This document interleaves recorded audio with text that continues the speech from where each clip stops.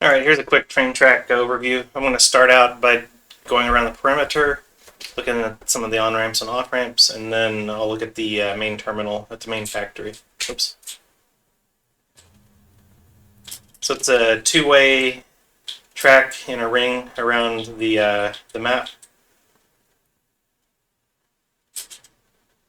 So here's an off-ramp and an on-ramp for circuits, I think. Here's another off-ramp and on-ramp for plastic and rubber.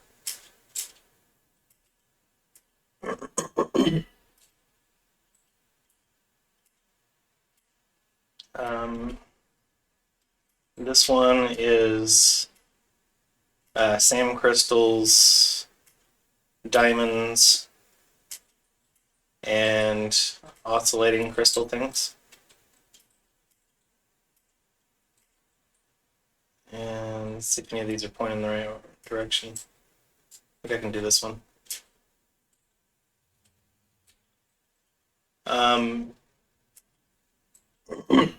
This goes to my other power plant over here, picks up rubber and plastic.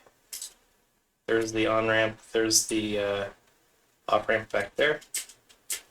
That's a vestigial artifact. Now, back to the original factory over here. Just the south side of the island.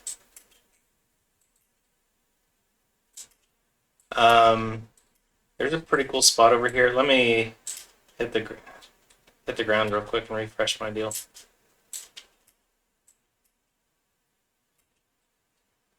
I do want to stop over at the aluminum sub-factory because it's deep in a pit.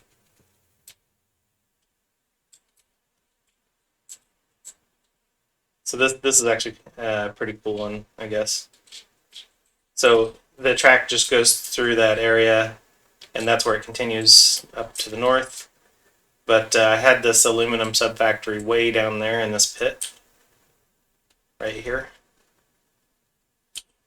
And my track's up pretty high. So the track coming down goes like that.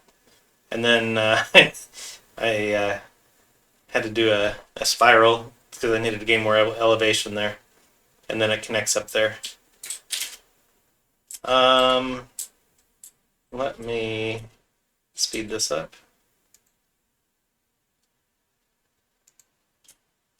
I think this will do.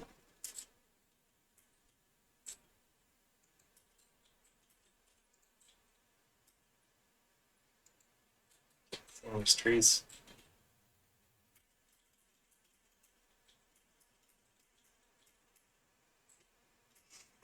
We are coming back up to the main factory in the desert. Oh, not quite there yet. Oh, next set factory will probably be down there, I'm guessing. All right, now we're getting up to the main terminal. So the factory first floor is that one right there, all that black there. So the train terminal has to be in this gap here. I don't know how many walls tall that is, but it's pretty tall. So all terminal action has to be done here. Although I do have, I think that's correct. At the moment, everything exits in the same direction. Or let me go up.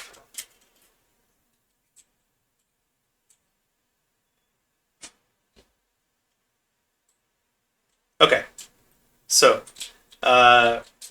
for the ones coming this way, they just do a right turn into a terminal, and you can see that one right there does a left turn in like that. Doesn't really matter which way they come from. They come do their thing, and then they all exit the same direction, like that. That one just left. This one's just leaving. That one's leaving next. And so depending upon which way it's going, it can take a left turn at that split, and it goes and does the on-ramp over there. Or that one there has its on-ramp way over there. So here's one that's taking that other turn.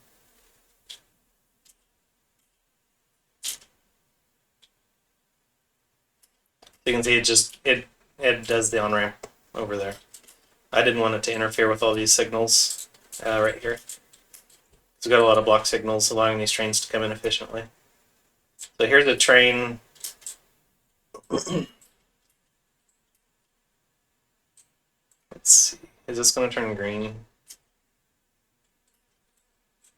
So I probably need to move things over a little bit because I would want this to be a green signal here, but that train is back here. So I still need to do some work to make this a little bit more efficient. But the whole point is I can just stack these up in that direction as far as I want. I probably just need to move this track. I need to move it over a little bit because I wanted there to be enough room here. Or I might be able to split this up somehow. But I need to, if I could put a signal like right here, that would be perfect. We figure out how to split up the track there. So maybe I don't need to move the track over. Maybe I just need to figure out how to split the track there and get a signal on it. But anyway, yeah, that's the ring setup. So I think the main points are it's a ring, bidirectional ring. You always drive on the right side of the track. It's a sky train more or less, where off-ramps generally descend and on-ramps generally ascend up to it. And that makes it easy to get to cross over without having to do signals. There's one train flying in from that direction. It's probably an aluminum train.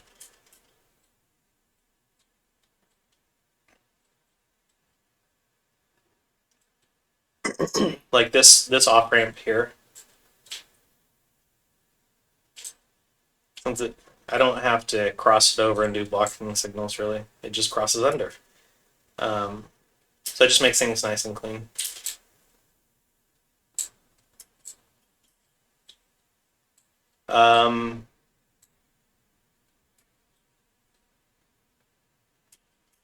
So I use these beams to build these. Usually I'll go in and delete them after.